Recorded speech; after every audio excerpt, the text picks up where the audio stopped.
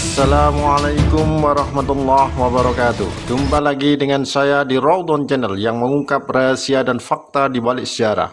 Dalam kesempatan kali ini kita akan membahas masuknya Islam di Indonesia. Topik kali ini tidak kalah menariknya karena dengan materi ini kita akan tahu bagaimana lika-liku masuknya Islam di Nusantara. Mengapa agama Islam bisa diterima bangsa Indonesia dengan mudah? Padahal di tanah air waktu itu sudah ada agama Hindu dan Buddha, selain juga kepercayaan animisme dan dinamisme. Semua akan kita bahas di sini, termasuk mengungkap bagaimana bisa kerajaan-kerajaan Islam berdiri begitu saja, dan mengapa kerajaan Hindu-Buddha sepertinya hilang tanpa sisa. Tentu banyak pelajaran yang bisa ditauladani bersama. Kalian ingin tahu? Yuk kita membahasnya. Sebelum membahas bagaimana Islam masuk ke tanah air, ada baiknya kita pahami dulu gambaran kondisi bangsa Indonesia sebelumnya itu seperti apa. Kondisi bangsa Indonesia kala itu tidak bisa dilepaskan dari posisinya sebagai wilayah kepulauan yang menjadi salah satu bagian penghubung jalur perdagangan daratan Asia, terutama antara Cina dan India. Posisi itu menjadikan Indonesia sebagai salah satu wilayah strategis di Asia Tenggara karena berada di tengah-tengah kegiatan perdagangan dunia. Posisi seperti itu juga yang membuat kawasan ini menjadi magnet dalam interaksi perdagangan dunia internasional. Apalagi sebagai negara agraris, banyak menghasilkan berbagai tanaman dan rempah-rempah, sehingga menarik negara luar. Kehadiran mereka dalam hubungan dagang juga melahirkan banyak kepentingan, termasuk kepentingan dakwah. Dan itu bisa dilihat dari jejak hubungan dan interaksi berupa keyakinan dan kepercayaan yang dimiliki bangsa Indonesia kala itu. Awalnya, bangsa Indonesia hanya menganut kepercayaan animisme atau pemujaan terhadap roh leluhur, dan dinamisme atau kepercayaan pada benda-benda tertentu yang dipercaya memiliki kekuatan magis, sehingga perlu dikultuskan dan dikeramatkan. Akibat interaksi itu, akhirnya ajaran Hindu-Buddha asal India sebagai agama berpusat pada kepercayaan adanya dewa-dewa pun masuk dan berkembang di tanah air. Diperkirakan ajaran Hindu-Buddha masuk ke tanah air sekitar abad kedua Masehi. Sejak itu, tidak sedikit dari nenek moyang kita melakukan pemujaan terhadap dewa-dewa. Artefak keagamaan berupa bangunan dan relik pun dibuat untuk itu. Bangunan candi pun tersebar di berbagai wilayah dengan arca-arcanya, prasasti, dan kitab-kitabnya. Itu memberikan potret jelas keagamaan bangsa Indonesia saat itu akibat pengaruh luar. Di wilayah yang tidak tersentuh ajaran Hindu-Buddha, masyarakat masih mempertahankan keyakinan asli, animisme dan dinamisme, sebuah kepercayaan yang dipandang Islam sebagai kemusyrikan. Wujud dari kepercayaan animisme seperti memiliki keyakinan terhadap roh-roh yang mendiami benda-benda seperti pohon, batu, sungai, dan gunung.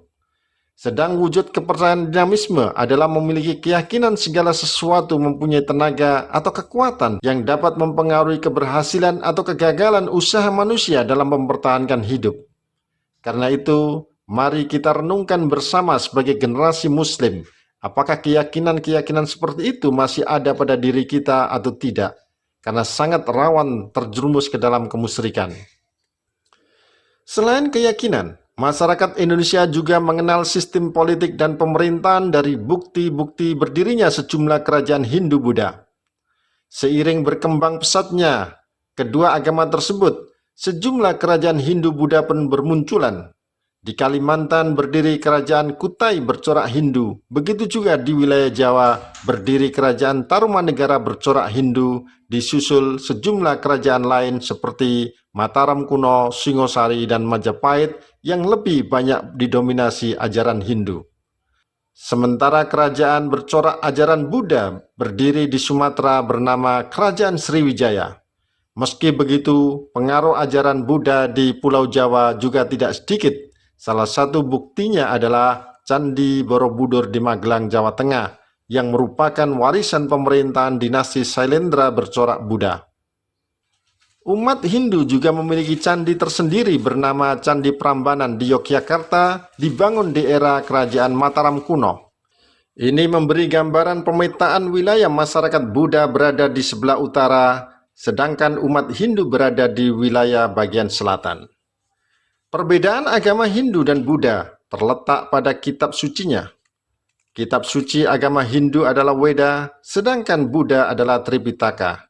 Selain itu, Hindu mengenal sistem kasta dan memuja dewa, sedang Buddha hanya mengenal Siddhartha Gautama. Seorang guru juga pendiri agama Buddha, namun umat Hindu memasukkan Siddhartha Gautama sebagai salah satu dewa mereka. Selain bidang politik dan pemerintahan, bidang sastra dan kesusastraan juga sudah berkembang pesat kala itu. Di antara buktinya ditemukan kitab-kitab kuno seperti kitab Suluk yang mengisahkan perjalanan seorang sufi agar memperoleh ilmu sejati. Kitab lain adalah kitab Sutasoma, kitab negara Kartagama, juga cerita para Hyangan, para Raton, Arjuna Wiwaha, dan masih banyak naskah dan kitab lain. Gubahan cerita itu disinyalir diambil dari kitab induk Mahabharata dan Ramayana yang telah digubah ke dalam bahasa Jawa kuno pada permulaan abad ke-10. Nah, itulah gambaran kondisi bangsa Indonesia sebelum Islam masuk ke tanah air.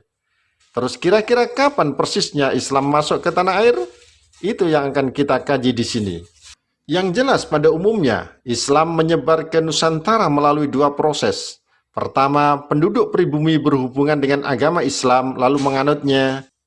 Kedua, orang-orang asing Asia seperti Arab, India, dan Cina yang telah beragama Islam bertempat tinggal secara permanen di satu wilayah Indonesia, melakukan perkawinan campuran dan mengikuti gaya hidup lokal. Namun terkait waktu dan proses masuknya Islam ke tanah air, hingga kini masih terjadi perbedaan pendapat. Tetapi paling tidak ada 4 teori tentang Islamisasi awal di Indonesia, yaitu teori Arab, teori India, teori Persia, dan teori Cina yang menggambarkan tentang itu.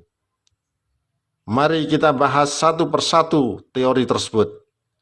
Kita mulai dari teori Arab. Teori ini menganggap Islam masuk ke Indonesia langsung dari Arab Mekah, mulai abad awal Hijriah atau abad ke-7 dan 8 Masehi. Teori ini didasarkan pada pendapat Sir Thomas Arnold, Crawford, Nieman, dan D. Hollander. Sir Thomas Arnold berpendapat bahwa pedagang Arab telah menyebarkan Islam ketika mereka menguasai secara dominan perdagangan Barat Timur sejak abad-abad awal Hijriah atau abad ke-7 dan 8 Masehi. Pendapat ini didukung banyak sejarawan, salah satunya adalah Profesor Kiai Haji Hamka. Dalam bukunya berjudul Sejarah Umat Islam, Profesor Hamka berpendapat, selain alasan kesamaan madhab Syafi'i, gelar raja-raja kerajaan Samudra Pasai, kerajaan Islam pertama adalah Al-Malik, bukan gelar Syah atau Khan seperti gelar raja kerajaan Persia dan India. Itu menjadi bukti bahwa Islam langsung datang dari Arab abad pertama Hijriah. Ditambah bukti jalur perdagangan internasional melalui Selat Malaka sudah dimulai menghubungkan dinasti Tang di Cina Asia Timur, Sriwijaya di Asia Tenggara, dan Bani Umayyah di Asia Barat. Menurut Hamka, berdasarkan naskah kuno Tiongkok, sekitar tahun 625 Masehi telah ada sebuah perkampungan Arab Islam di pesisir Sumatera Barat, tepatnya di daerah Badrus. Sebagian dari mereka melakukan perkawinan dengan wanita lokal. Komunitas Arab ini disebutnya sebagai komunitas Tasi dan Pose. Mereka adalah para pedagang yang telah lama menjalin hubungan dagang dengan kerajaan Sriwijaya. Karena demi hubungan perdagangan itulah kemudian kerajaan Sriwijaya memberikan daerah khusus untuk mereka. Dan itu semakin dikuatkan dengan catatan Marco Polo, seorang penjelajah dari Venesia saat singgah di Pasai tahun 1292 Masehi, juga mengungkapkan telah banyak orang Arab menyebarkan Islam di Nusantara. Begitu juga dengan Ibnu Battutoh, seorang pengembara Muslim dari Maroko. Dalam catatan perjalanannya berjudul Ar-Rihla mengungkapkan, ketika singgah di Aceh tahun 1345 Masehi, telah tersebar penganut madhab Syafi'i. Kesaksian Marco Polo dan Ibnu Battutoh itu sekaligus mementahkan pendapat kalau agama Islam baru masuk ke tanah air abad ke-13 Masehi. Sejarawan lain mendukung teori Arab adalah Uka Chandra Sasmita. Ahmad Hazmi, dan Az-Zumardi Azra. Bahkan Az-Zumardi menambahkan tradisi duduk bersila merupakan tradisi bangsa Arab atau Persia yang kini menjadi tradisi bangsa Indonesia. Di samping alasan di atas, makam Fatimah binti Maimun di Leran, Gresik, Jawa Timur makin menguatkan teori ini. Fatimah binti Maimun bin Hibatullah merupakan perempuan beragama Islam yang wafat pada hari Jumat 7 Rajab tahun 475 Hijriah atau bertepatan dengan 2 Desember tahun 1082 Masehi. Menurut Az-Zumardi, Islam datang di Indonesia abad ke-7, namun baru dianut secara terbatas oleh para pedagang Arab dan baru mulai tersebar dan dianut oleh masyarakat Indonesia abad ke-12 Masehi, disebarkan para sufi pengembara asal Arab. Alasan ini dikuatkan oleh corak Islam awal dianut masyarakat Indonesia adalah Islam bercorak sufistik, karena di era Daulah Abbasiyah muncul sufi-sufi pengembara bertujuan menyebarkan Islam tanpa pamrih. Maka sufi-sufi inilah disinyalir datang menyebarkan Islam di Indonesia. Berikutnya adalah teori India. Teori ini menyatakan bahwa Islam baru masuk ke Nusantara sekitar abad ke-13 Masehi di bawah pedagang dari India. Teori ini dikemukakan Pisnapel, Makwiti, Fatimi, dan Snok Hurgrons, seorang orientalis Belanda yang meneliti tentang Islam di Indonesia. Snok Hurgrons menyatakan bahwa agama Islam baru masuk ke Nusantara abad ke-13 Masehi di bawah para pedagang dari Cambay, Gujarat, India. Sementara Pisnapel mengkaitkan asal mula Islam di Indonesia dengan daerah Gujarat dan Malabar. Menurutnya, orang-orang Arab bermadhab Syafi'i yang bermigrasi dan menetap di wilayah India yang membawa Islam ke Nusantara. Makwiti juga menambahkan ada hubungan antara Gujarat dan Indonesia dengan alasan batu nisan makam Raja Samudra Pasehi Malikus Saleh bertuliskan angka tahun 686 Hijriah atau 1297 Masehi, menggunakan nisan berasal dari Gujarat, India. Selain itu, batu nisan di makam Maulana Malik Ibrahim di Gresik, Jawa Timur juga memiliki persamaan dengan batu nisan di Cambay, Gujarat, India. Berikutnya adalah teori Persia. Teori ini dikemukakan sejarawan Hussein Jayadiningrat. Teori ini menyatakan bahwa Islam masuk ke Nusantara abad ke-13 Masehi di Sumatera berpusat di Samudra Pasai. Teori Persia ini lebih menitik beratkan tinjauannya pada aspek persamaan kebudayaan di kalangan masyarakat Islam Indonesia dengan Persia. Bukti-bukti persamaan tersebut diantaranya adanya peringatan 10 Muharram atau Asyura atas meninggalnya Husain, cucu Rasulullah SAW, yang sangat dijunjung kaum muslim Syiah di Persia. Di Sumatera Barat, peringatan itu disebut upacara Keranda Tabut, sedang di Pulau Jawa ditandai pembuatan bubur suro. Adanya kesamaan konsep ajaran sufisme dianut Syekh Siti Jenar dengan Al-Halaj, seorang sufi besar dari Persia.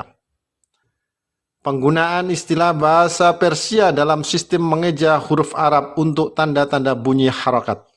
Adanya persamaan batu nisan Maulana Malik Ibrahim di Gresik dan Malikus Saleh di Pasai yang memiliki kemiripan dengan nisan di Persia.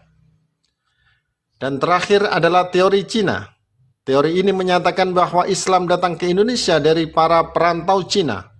Menurut teori ini, orang Cina telah berhubungan dengan masyarakat Indonesia jauh sebelum Islam dikenal di Indonesia. Pada masa Hindu-Buddha, etnis Cina berbaur dengan penduduk lokal terutama melalui kontak dagang. Bahkan ajaran Islam telah sampai di Cina abad ke-7 Masehi. Dari Cinalah Islam lebih dulu masuk, baru merembet ke wilayah Indonesia. Sumanto Al-Qurtubi dalam bukunya Arus Cina Indonesia Jawa menyatakan bahwa menurut kronik atau sumber luar negeri pada masa dinasti Tang di daerah Kanton, Zhengzhou, Guangzhou, dan pesisir Cina bagian selatan telah terdapat sejumlah pemukiman muslim. Teori Cina didasarkan pada sumber luar negeri atau kronik maupun lokal atau babat dan hikayat. Bahkan menurut sejumlah sumber lokal tersebut ditulis bahwa Raja Islam pertama di Jawa, yakni Raden Fata dari Bintoro, Demak, merupakan keturunan Cina. Ibunya disebut dari Champa, Cina bagian selatan, sekarang termasuk Vietnam. Lepas dari mana yang benar dari keempat teori ini, bahwa Islam menyebar ke tanah air adalah fakta tak terbantahkan. Masuknya Islam ke Indonesia tanpa ada kekerasan dilakukan dengan hikmah dan nasihat yang baik. Dan biar makin jelas diketahui bagaimana proses Islamisasi di Indonesia dari keempat teori tersebut, mari kita bersama memperjelas proses masuknya Islam di tanah air. Dalam buku Sejarah Peradaban Islam karya Siti Maimunah disebutkan, ada 3 tahap proses Islamisasi di Indonesia menurut Hasan Mu'arif Ambari. Pertama, tahap kehadiran pedagang Muslim. Pada tahap ini, para pedagang berdatangan ke tanah air melakukan interaksi dengan masyarakat setempat, bahkan tak sedikit melakukan hubungan perkawinan dan membangun perkampungan seperti terlihat di perkampungan komunitas Arab Tasi dan Pose di pantai barat Sumatera, wilayah Kerajaan Sriwijaya. Begitu juga pemukiman di Leran Gresik, dekat makam Fatimah binti Maimun, sesuai laporan penelitian arkeologi di daerah tersebut kala itu merupakan pemukiman perkotaan dan perdagangan. Pada masa itu, para pedagang Muslim memiliki status sosial lebih tinggi dan unggul daripada kebanyakan masyarakat pribumi. Hal ini berakibat penduduk pribumi, terutama putri-putri bangsawan, tertarik ingin menjadi istri dari para pedagang. Sebelum menikah, mereka diminta masuk Islam terlebih dahulu. Setelah mempunyai keturunan, lingkungan mereka makin meluas hingga akhirnya muncul kampung-kampung, daerah-daerah, hingga kerajaan-kerajaan Islam. Jalur perkawinan ini lebih menguntungkan dan lebih mempercepat penyebaran Islam. Sebab bila terjadi perkawinan antara anak bangsawan, raja, ataupun adipati, maka keislaman mereka akan diikuti masyarakat sehingga turut mempercepat proses Islamisasi karena mereka adalah orang-orang yang punya kekuasaan dan pengaruh sosial kuat. Beberapa contoh pernikahan dilakukan ulama dengan putri bangsawan, antara lain Maulana Ishaq menikahi putri Raja Belambangan, dikaruniai putra bernama Sunan Giri. Begitu juga dengan Syarif Abdullah yang menikah dengan putri Prabu Siliwangi yang melahirkan Sunan Gunung Jati. Tahap kedua, terbentuknya kerajaan Islam. Pada fase ini ditandai dengan munculnya pusat-pusat kerajaan Islam. Ditemukannya makam Malikus Saleh terletak di Kecamatan Samudra di Aceh Utara dengan angka tahun 1297 Masehi merupakan bukti jelas adanya kerajaan Islam di Pasai. Historiografi tradisional lokal, hikayat raja-raja Pasai, dan sejarah Melayu Malik menyebutkan penguasa pertama kerajaan Samudra Pasai adalah Malikus Saleh. Namun referensi lain menyebutkan sebelum Pasai berdiri, sudah ada kerajaan Islam Perlak di Aceh Timur berdiri tahun 840 Masehi. Akhir abad ke-15 Masehi dan permulaan abad ke-16 Masehi, pusat-pusat perdagangan di pesisir utara seperti Gresik, Demak, Cirebon, dan Banten telah menunjukkan kegiatan keagamaan dilakukan para wali di Jawa. Lalu abad ke-16 Masehi, muncul kekuatan politik dengan adanya kerajaan Demak sebagai penguasa Islam pertama di Jawa berhasil menggulingkan kerajaan Majapahit. Kemudian dilanjut kerajaan Pajang dan Mataram dapat mengembangkan Islam ke sejumlah daerah penting di Jawa, bahkan di luar Jawa, seperti ke Banjarmasin, Itu, Ternate, Tidore, dan Lombok sebagaimana dibahas di video sebelumnya. Ketiga, tahap pelembagaan Islam. Pada fase ini, penyebaran Islam sudah terlembagakan, bahkan para pemangku kerajaan berguru ke pusat pendidikan Islam seperti Raja Ternate Zainal Abidin berguru ke Sunan Giri Gresik. Dengan begitu, agama Islam yang awalnya berpusat di Pasai dan pesisir Aceh, Sumatera, mulai menyebar ke segala penjuru seperti ke Semenanjung Malaka, Demak, Gresik, Banjarmasin, dan Lombok. Islam juga masuk ke Sulawesi di bawah datuk dari Kota Tengah Minangkabau, yakni Datuk Ri Bandang, Datuk Fatimang, dan Datuk Ri Tiro. Dan Islam pun secara resmi diterima Raja Goa Talo pada 22 September tahun 1605 Masehi. Di antara bangsawan pertama menerima Islam adalah Mangkubumi Kerajaan Goa yang juga menjabat sebagai Raja Talu, bernama Ai Malingkang Daeng Nyori atau Karaeng Katangka. Kemudian mendapatkan nama Islam Sultan Abdullah Awalul Islam. Di saat yang sama, Raja Goa ke-14 Mangarangi Daeng Manrabia juga menyatakan keislamannya, lalu diberi nama Sultan Alauddin.